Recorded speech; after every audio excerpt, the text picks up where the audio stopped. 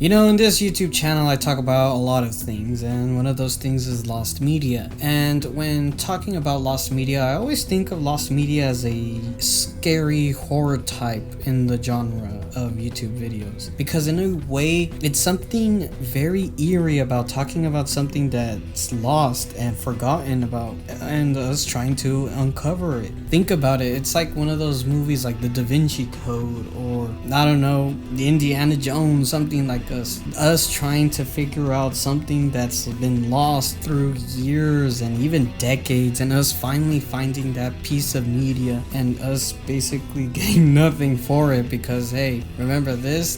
For me, lost media, it's more about the journey than the actual destination. But also talking about horror, one of the scary things about lost media is that some of the actual pieces of lost media probably would have been better if they wouldn't have been found. And I've already made a video about stuff like Pseudo Scorpion, Marilyn Manson's home videos, and all these other manifestos that I've talked about in my previous video that you should definitely watch. In this video, it's a continuation of it. Over here we have even more pieces of lost media that probably shouldn't have been found, or that it's just disturbing in general that you probably should never at least view if the possibility presents itself.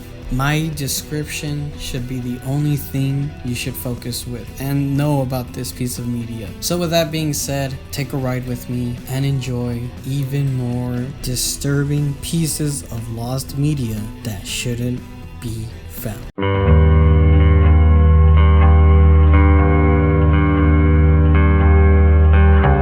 Rendition Guantanamo was a cancelled Xbox 360 and PC game developed by T Enterprise and set for release in October 2009. The game itself takes place in January 2010, where you can play as a prisoner escaping Guantanamo Bay Detention Center. Inspired by the real Guantanamo Bay in Cuba, it opened in 2002 in response to the 9/11 terrorist attacks, utilized to imprison individuals suspected to be terrorists in the Afghanistan war. There, the player would escape Guantanamo Bay, where mercenaries from the Freedom Corps were subject the prisoners to torture and scientific experiments. The player would use guns, so it is believed that the game is a first or third person shooter. Now, there is controversy in this game, of course, and the controversy is plenty. First, the people suspected that you could be able to kill British and US soldiers, but it was changed into mercenaries. So a lot of people already didn't like that. The game kind of made you the prisoner killing the bad guys, which probably should have been US or British soldiers. And secondly, a man by the name of Mozan Beg,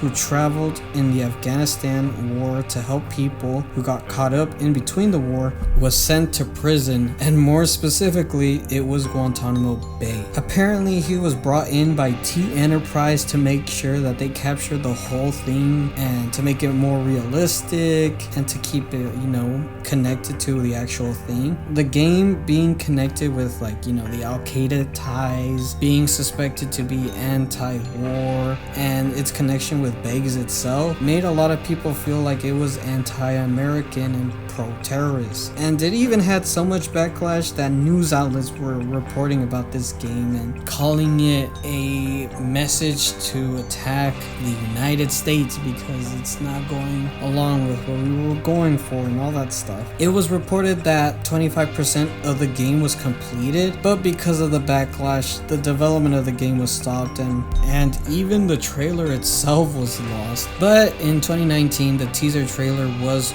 released and resurfaced, so we have that. And I guess if you want to say why this piece should be lost, is it kind of feels like it would divide the nation, Why would you want a game that is so controversial that'll get people talking, not of the game, not of the story, but because of the themes and what it signifies outside of the game? Like, the whole purpose of the game isn't really important. It was all the behind the scenes stuff of, an ex-prisoner, all these anti-American pro-terrorism themes they have. It was just it was nonsense, honestly. And should this game be, seen? Should it resurface? Whatever, it's no skin off my ass, but I don't know. I just feel like in order to get people to, not hate each other for a while, I feel like this game should stay away.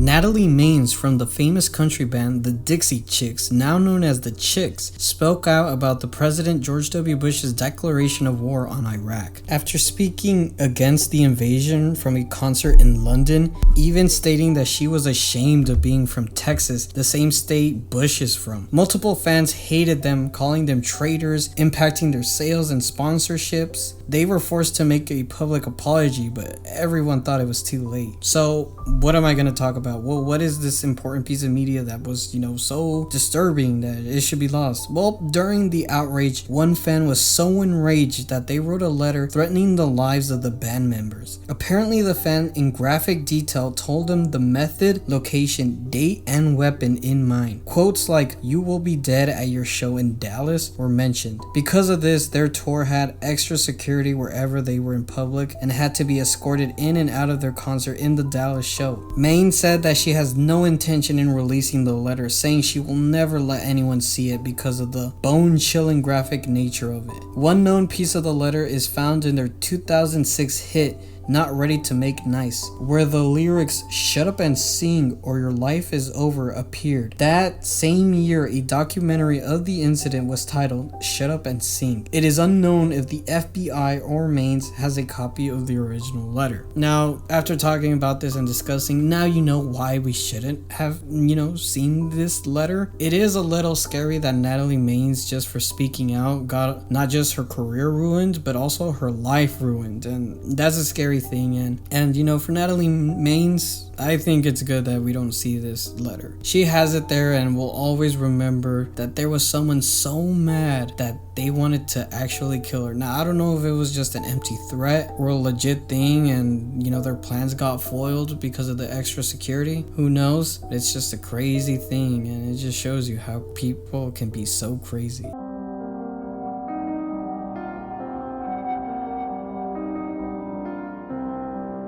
In 1970, Amanda Felding, a British scientist, artist, and drug policy reformer, best known for her research in drugs such as cannabis, MDMA, LSD, and psilocybin, she is an expert in trepanation. Now, what is trepanation? Well, it's a small hole in a human skull, and apparently it is used to treat ailments or reach some sort of enlightenment. It was used way long ago. I think the last time it was used was around the 50s, and that's when people started to realize, hey, we shouldn't have been doing this. She wanted to get people to, operate on her, and while everyone basically told her, you're insane, don't do this, so they denied her, she decided to perform a self-trepanation operation herself, and she recorded the whole thing with her pet pigeon Birdie, and it was all recorded, and it was shown in 1978 at the Sudheim Gallery in New York. It is said at least one person fainted from the audience, so yeah, I don't think that's the reaction she wanted, or maybe it was, I don't know. It was screened a few times, but the last recorded account was in 2011 at the Art Institute of Contemporary Arts in London. The film in its entirety is lost, but snippets and screenshots can be found online. In the documentary about the subject in Ellie Cabillo's A Hole in the Head and in Hamilton's Pharmacopoeia in season 3 episode 4, you can see the snippets and the clips of her movie. I don't know what her goal was in this movie.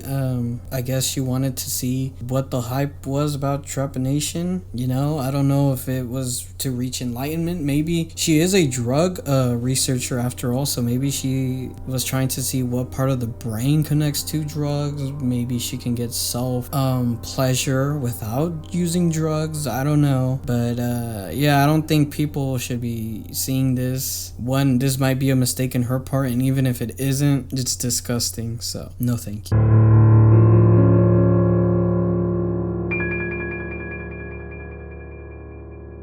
On August 19th, 2010, during a concert by the Swell Season Band in the Mountain Winery in Saratoga, California, 32-year-old Michael Edward Pickles climbed 20 to 30 feet above the stage, and after the band finished playing the song When Your Mind's Made Up, he jumped to his death, landing a few feet away from the singer. An attempt was made to resuscitate him as the ambulance arrived, but he was pronounced dead at the scene. It was revealed later that Pickles had been released from jail on a bail of $150,000 after being imprisoned for threatening to kill himself and his girlfriend on New Year's Day of the same year. While the footage before and after the fall is available online, there is no known footage of the actual suicide itself. A YouTuber has claimed he has footage of the suicide, but he has chosen not to release it in respect to the man, stating only the police and the band itself, Swell Season, can see it. And I guess that,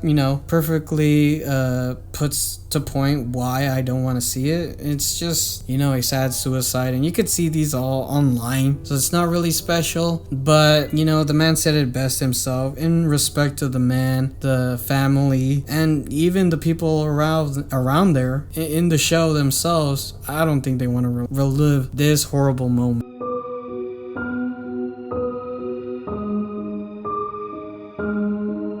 Two magicians from Germany, Siegfried and Roy, entertained the masses for 40 years. And in one night, they were getting ready for a big night at the Mirage, where they already rehearsed a performance. Around the 45-second mark, a tiger by the name of Manticore came close and attacked Roy in front of the audience. After getting the tiger away from him, he was rushed into the ER. Roy stated that Manticore was a great cat and should no harm come to him. So even when he was injured, he still wanted to protect the tiger. But a lot of people claimed that there was abuse to the tiger, in which, why would the tiger, attack you out of nowhere if you didn't feel this sort of aggression? But the duo have denied that they don't attack or do anything to the animals they use in their performance. And Roy, while he did able to, go back into performing his magic tricks, he sadly couldn't do it in the way he could and would mostly do it as a special events. I know they did some sort of docu-series to,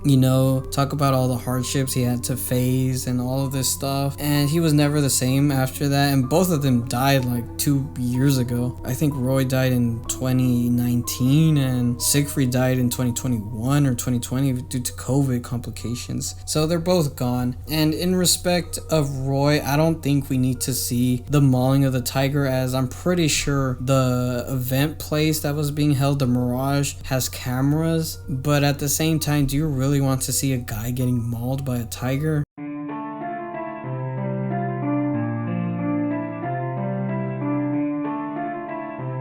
After graduating from Pacific University, Colin, Scott, and his sister Sable took a trip to Yellowstone National Park. Deviating from the group to hot potting, which is where you swim in a hot spring, Sable filmed herself and her brother in their smartphones in their adventure, in which they meet a geyser. In there, Colin accidentally fell into a geyser in order to, capture the temperature. His sister tried to help him, but it was unable to do so, in which Colin was boiled alive and his sister suffering minor injuries. Sable quickly ran to get help and finally got a park ranger to come and help them, but it was sadly too late, as he was boiled in 212, Fahrenheit water, and he was basically turned into mush, with the only thing left being his personal belongings like his wallet and keys. So yeah, basically these two were trying to go and I guess swim in a hot spring, and when trying to find the temperature of one of the hot springs, he accidentally fell, and there he was basically boiled alive. He got killed one of the worst ways possible, and his sister was filming a lot of things. I don't know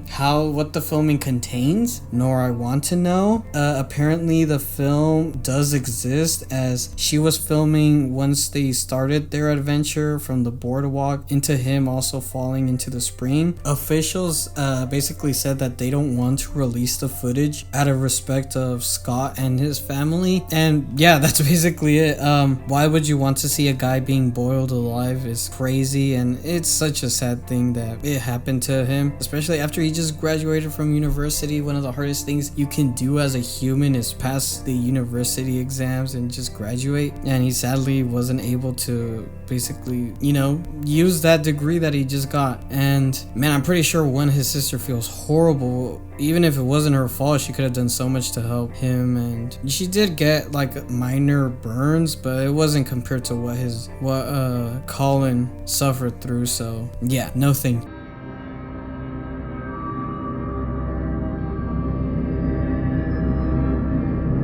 Now, just like in the other video where I talked about pseudoscorpion and its potential horrible things, it comes from the dark web and the mystery is still out there. Well, let's just say the same thing can go with this one. On April 18th, 1985, a 17-year-old woman by the name of Marianne Coraline Terry was found hanging in a filmmaker's house in the UK, and that filmmaker's house was Jeffrey Jones, a former insurance man turned amateur filmmaker and screenwriter. He always had a fantasy of women wearing a black satin pencil dress with a noose around their neck. Apparently it was some sort of weird fetish he had. There are various accounts of him doing this to a lot of women, including one who was a police officer. So this guy was very, very bold, and it was said that he would take pictures and would videotape them for his pleasure, and he stated that he hated women and he gets turned on when he sees them in danger. So how did Marianne get into this situation? So apparently she saw an advertisement for a part-time job as a model. She would call Jones for the job and arrived at his house at 3 p.m. and at 8 p.m. Jones's ex-girlfriend called an ambulance after Jones confessed that he had killed the teenager in his house. When the ambulance arrived, they noticed that Jones was in the floor after taking several amounts of aspirin, most likely trying to kill himself,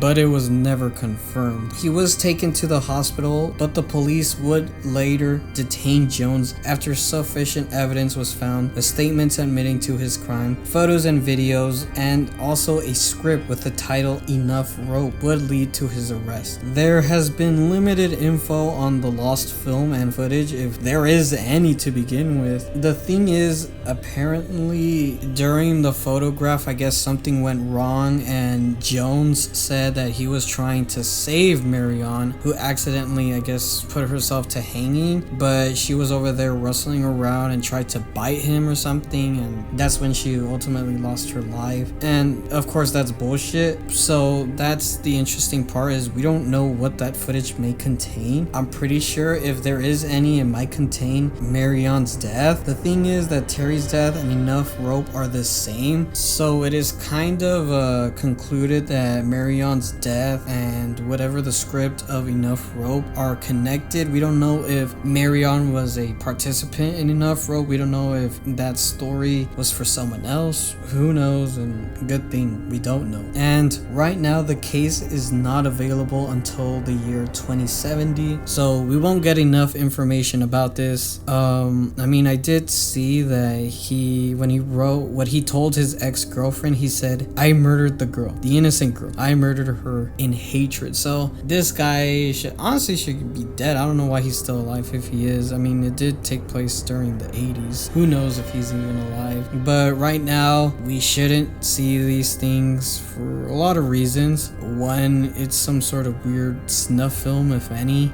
Two, it contains someone dying. Three, it's someone who is a minor, so in a way it's kind of illegal to see. Even if you want to see it, it's kind of illegal in a way, because we don't even know what this film, if it even exists. Again, it's unknown. We don't know what it contains, and honestly, for everyone out here wondering and researching and watching this video, I think it's a good that we don't know if it even exists. Oh, and also when researching, I was going onto websites. I go to the Lost Media Wiki. Apparently they have removed it from their website, so I had to get all the information from other sources, from other like news articles and all that stuff, because it does contain a minor, so I guess it's a subject that they don't want to talk about, which is understandable. And that's all I have for today. So thank you guys for watching. I hope this is a good video, another video that you guys can watch and like. Thank you guys for watching. Follow the YouTube commandments. I have more videos ready to upload, ready to talk about. Probably not as much Lost Media because I kind of done it all, but we'll see. Thank you guys for watching. See you later. Bye.